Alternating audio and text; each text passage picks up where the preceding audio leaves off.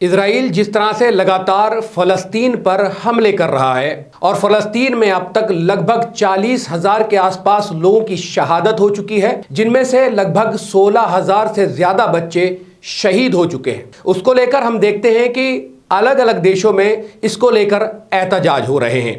देश की राजधानी में अब्दुल कलाम क्रॉसिंग पर फ़लस्तीन के लोगों के साथ एकजुटता को लेकर एक मौन प्रदर्शन हो रहा था, जिसमें अर्थशास्त्री जीन ड्रेज और भारतीय कम्युनिस्ट पार्टी की नेता एनी राजा के साथ कई प्रमुख कार्यकर्ताओं को पुलिस ने हिरासत में ले लिया।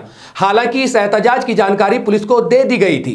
गजा में फौरी जगबंदी का मुतालबा करने वाले इन लोगों ने यह मार्च खान मार्केट से शुरू किया। जैसे ही ये लोग इजराइल दूतावास की तरफ बढ़ रहे थे, पुलिस ने इनको रोक दिया। इस प्रोटेस्ट में साइंटिस्ट और सामाजिक कार्यकर्ताओं ने भाग लिया, जिसमें ये लोग भारत सरकार से इजराइल के साथ सभी संबंधों को तुरंत खत्म करने की दरख्वास्त कर रहे थे।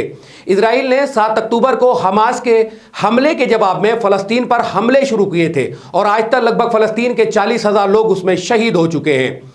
इस प्रोटेस्ट में जो लोग शामिल थे उन्होंने इसको जेनोसाइड बताया। लोगों ने बात करते हुए कहा, भारत को नरसंहार रोकने के लिए हर संभव कदम उठाने की जरूरत है। इसका मतलब यह है कि भारत इजराइल को सैन्य उपकरण या हथियार ना दे। इन हथियारों का इस्तेमाल युद्ध में अपराध करने के लिए किया जा सकता है।